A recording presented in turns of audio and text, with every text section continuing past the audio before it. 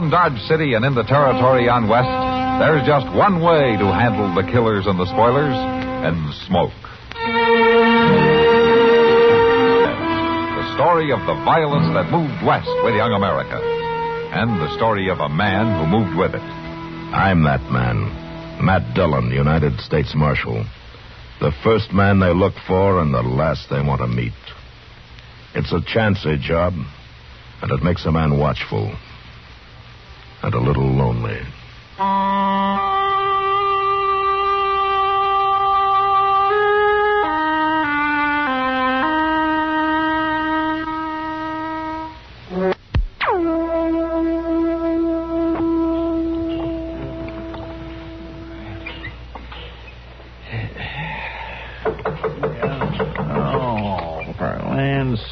Bonnie don't hardly get a chance to take his boots off anymore. You'd think a man didn't have no call to sleep. Never mind, Chester. I'll take care of it. Oh, all right. Thank you, Mr. Dillon.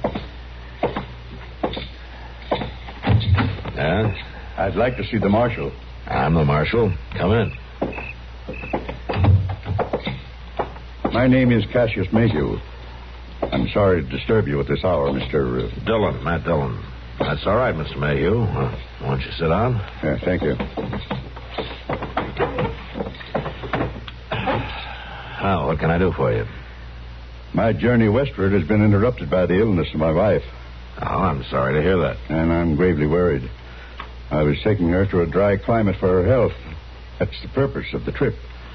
It seems to me, Mr. Mayhew, that you need a doctor more than you need a marshal. Yes, I was hoping you'd be able to put me in touch with one. Oh, sure I can. Doc Adams is a very good friend of mine. I'll go roust him out for you right now. Oh, Marshal Dillon.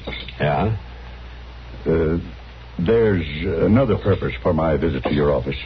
Oh? Well, what's that? This suitcase. I'd be obliged if you'd keep it for me. Keep it locked up, I mean. There's something valuable in it, I take it. Yes, there is. All the family treasures that we were able to bring on our journey. They mean a lot to Mrs. Mayhew. I'd feel better if they were kept here. Well, I suppose I can do that for you. You, know how long you're going to be in Dodge? Well, that depends on my wife and your doctor, Marshal. Uh-huh. Well, yeah, I'll take care of the suitcase for you. And I'll go get Doc Adams, too.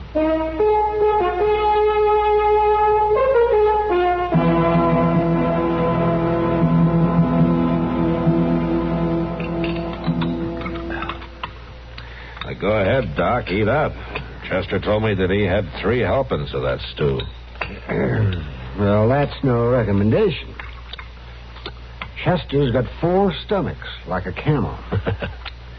It doesn't look as bad as all that, Doc. Not as bad as usual, anyway. Maybe not, man, but I'm not very hungry. I want to get back up to the Dodge house to see Mrs. Mayhew. No. How's she getting on? Not good, man. Not a bit, man. Still can't travel then, huh? No.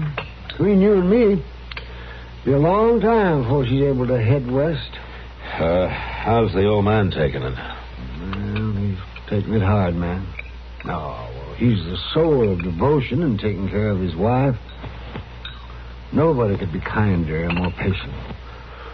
But it's clear to me that he's mighty anxious to move on. Yeah. He trying to hurry you, Doc, so you will say that she can travel? Oh, no. He's too fond of her to do anything like that. I can just kind of sense it, though. After all, you can't blame him. It's, yeah? I would expect to find the marshal in his office in the middle of the day. The marshal has a right to eat his dinner. No, that's all right, Doc. Who are you? My name is Henry Brailes, and I'd like a word with you in private. Well, I'll be going along, man. Take your time, Doc. Take your time. No, I'm late now. Unless you need me. No, Doc. You go ahead. I'll see you later. Yeah. All right.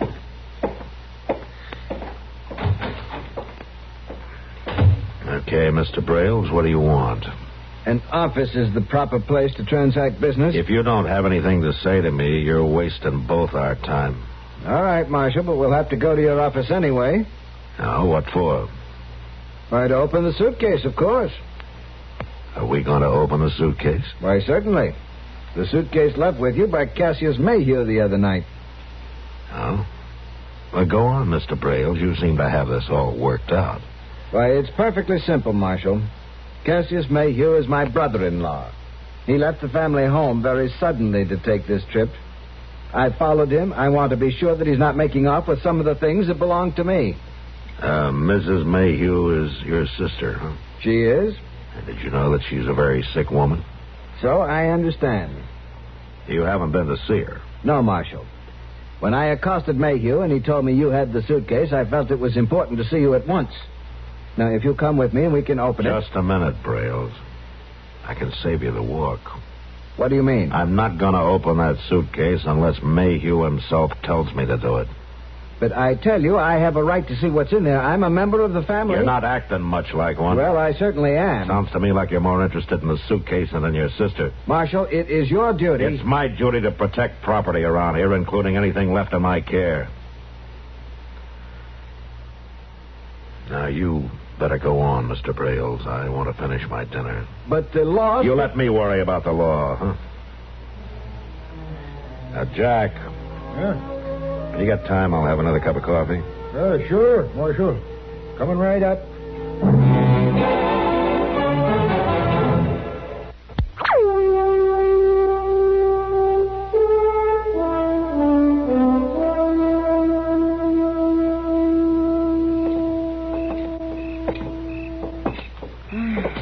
It's an awfully pretty night, Matt.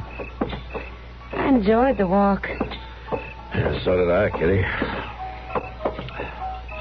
You know, it's the first time I can remember that I've walked when I didn't have to. You suppose your horse got on all right without you? I sure hope so. But I wouldn't want to make a habit of covering much ground without him. You coming in for a drink, Matt? No, thanks, Kitty. I think I'll go on back to the office. I thought you said the jail was empty. Oh, it is. Of people. Dillon? Yeah, Chester. Excuse me, Miss Kitty. Oh, sure, Chester. Mr. Dillon, that fella Brailes is fixing to raise an awful row up the Dodge House trying to get in to see Miss Mayhew. Oh, I better come with you. Good night, Kitty. Night, Matt. And thank your horse for me. Yeah. Right, Miss... What'd she mean by that? Never mind, Chester. Tell me what happened. Oh, yes. Well, Mr. Dillon, I was there at the desk, talking to Mr. Dobie about trying to buy one of his hotel pillars off him. Mine's getting awful hard. All right. You go on, Chester. Well, this fellow Brailes come in, and he tells Mr. Dobie he wants to know what room is Miss Mayhew in. What did Dobie tell him? No, sir, he didn't. It was late and all, and he knowed Miss Mayhew was terrible sick. So he tried to tell Brailes to come back in the morning. The Brailes wouldn't leave, huh? Not by a jugful, he wouldn't. He kept right on at Mr. Dobie, and then pretty soon Mr. Mayhew come out on the landing. Brailes seen him, started heading up the stairs, and that's when I come for you. All right, Chester. Let's go in.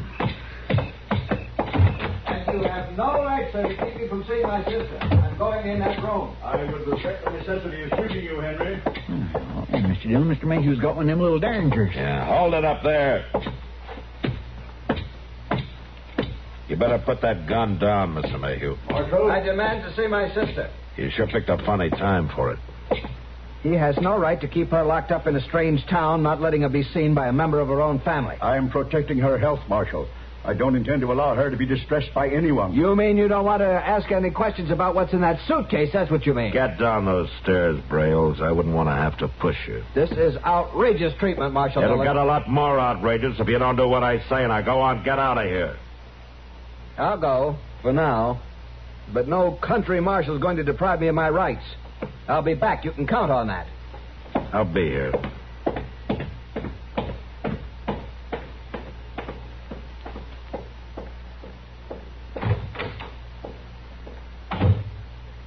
Thanks for your assistance, Marshal Dillon.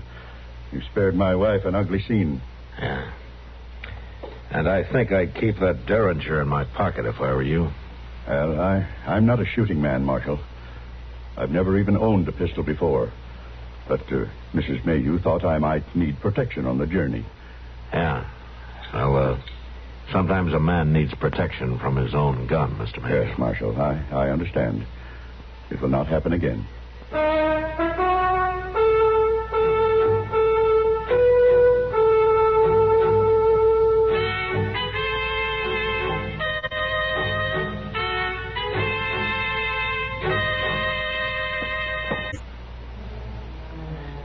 Jack, Yeah? when you got time, I'll have another cup of coffee. Sure, Marshal.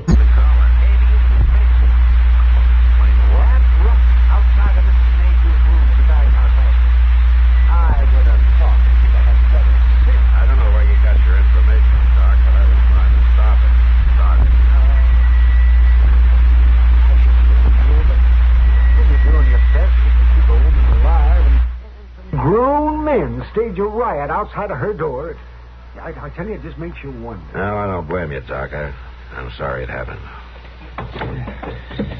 I've been meaning to talk to you about Miss Mayhew, though. I'm glad you came by. Well, I can only tell you that she's a very sick woman. Too sick to talk to me? Well, too sick to talk to anyone. What in the world would you have to say to her? Doc, this whole business is a little hard to understand. One half of a family against the other half. Braille's accusing Mayhew, and Mayhew keeping him off at gunpoint. I thought maybe Miss Mayhew could give me a couple of answers to a couple of questions so that I could get Braille's out of here for good. Well, maybe she could, Matt, but I couldn't be responsible for what it might do to her. That scene outside her door last night almost finished her off. Yeah, all right, Doc. Never mind. Oh, thank you, Matt. Brought the mail, Mr. Dillon. Hello, Doc. Chester, how are you? We're gone long enough to write some of it, Chester. Well, I was noticing things. Man can't hurry himself when he's noticing. No, of course not. Well, and what did you find to notice this morning? No, my land, there's lots of things going on one place.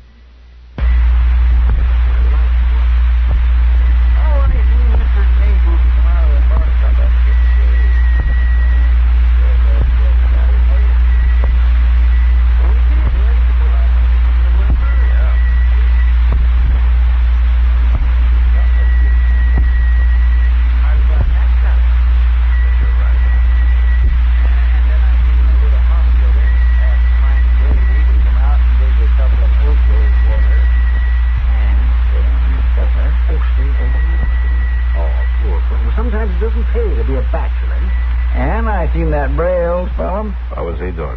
He was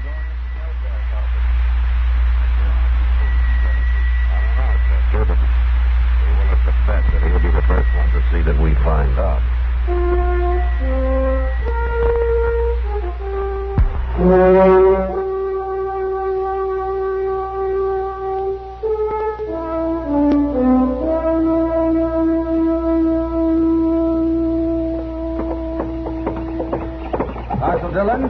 Marshal Dillon.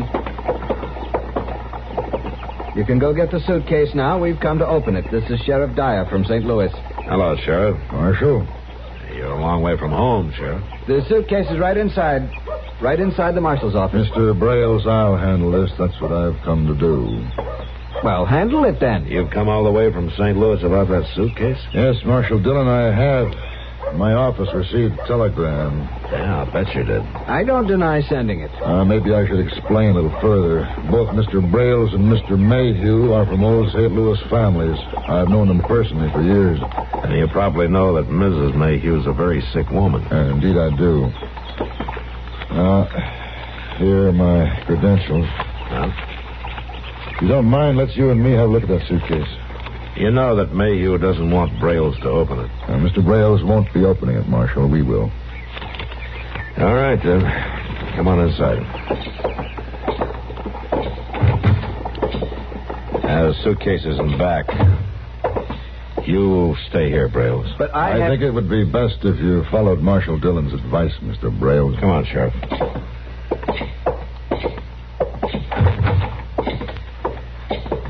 Suitcase is in here.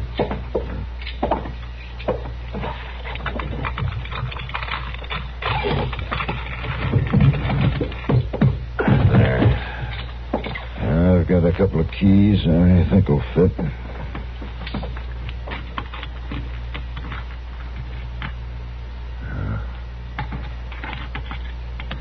This one fits. It'll open.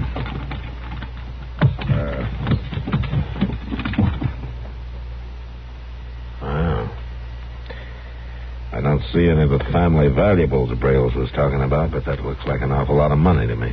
It should be just about $20,000. You're telling me this isn't Mayhew's money, huh? He worked in the same bank in St. Louis for many years, Marshal. He left in kind of a hurry. Yeah, he told me his wife was sick.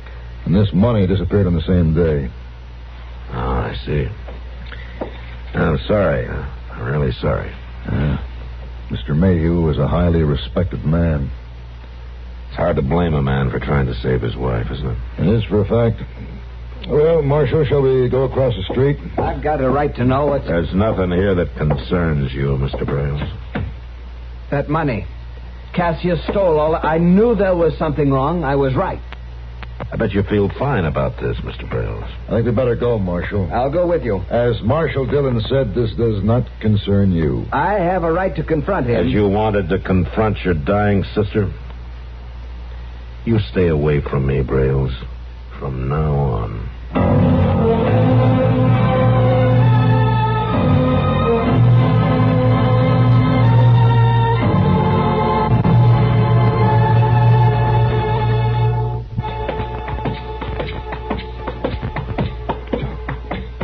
The room at the top of the stairs, Sheriff. Oh, Matt. I want to see Mayhew, Doc. I don't want to bother his wife. You can't. She's dead. Oh. I'm sorry to ask this at such a time, Doctor, but would you tell Mr. Mayhew that I'm here? Matt? This is Sheriff Dyer from St. Louis, Doc. Well, all right, Matt. He's in pretty bad shape. I am able to face up my responsibilities. Hello, Sheriff Dyer. Hello, Mr. Mayhew. I'm sorry about your wife, sir. Thank you. You know why I'm here? Yes, I know. The money. I took it to give her a chance at a new life. Now, her life is gone. Mine is gone with it. I'm sorry, Mr. Mayhew. I'm sorry, too, Marshal. Sorry for imposing on your good faith and kindness. Sorry for betraying your trust. Mr. Mayhew, she never knew that you took the money. No. She never knew. That's one thing. She never knew. And she never will.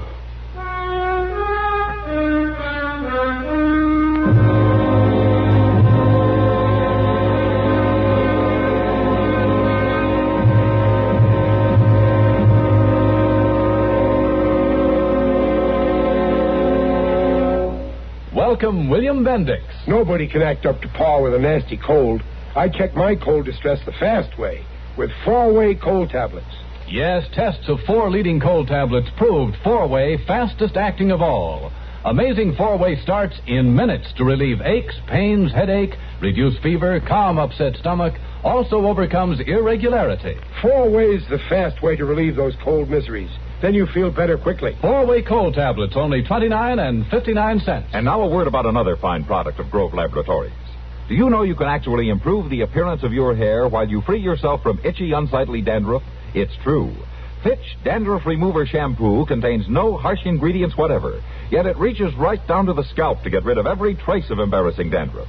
Guaranteed with just one lathering. And note this, Fitch Shampoo can also make your hair as much as 35% brighter. And remember this about Fitch Shampoo. It positively removes dandruff, as it definitely acts to brighten hair. Use it regularly.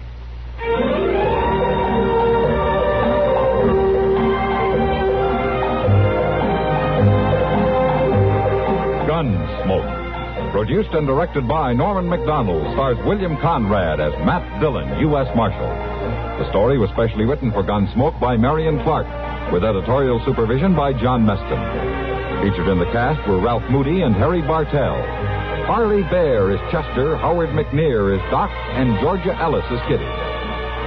This is George Walsh inviting you to join us again next week for another story on